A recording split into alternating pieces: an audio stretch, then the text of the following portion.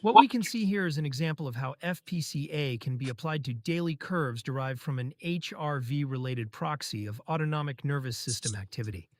We collect approximately 481 samples per day, providing a high-resolution representation of how the autonomic system evolves throughout the day.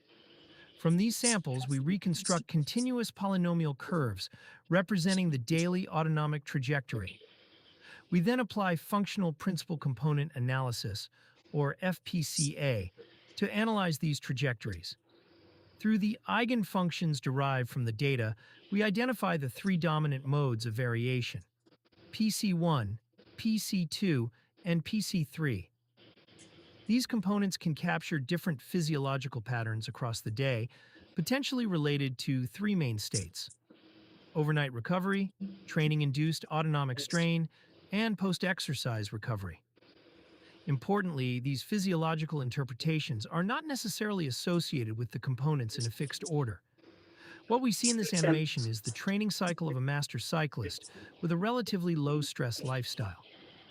There are two charts. The upper chart shows the influence curves derived from the Skiba impulse response model, individually parameterized according to the characteristics and response dynamics of this athlete.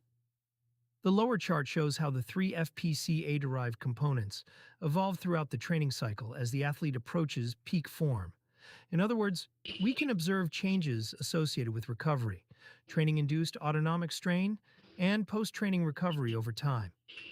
But there is also an important limitation that becomes visible here. If we analyze autonomic strain without considering the external mechanical load, in this case, cycling power, we can easily misinterpret what is happening. As the athlete becomes fitter, the autonomic strain produced by a training session may become similar to, or even greater than, the strain observed several weeks earlier. However, the athlete is now producing more power and showing greater durability. So, similar autonomic strain does not necessarily represent the same training state.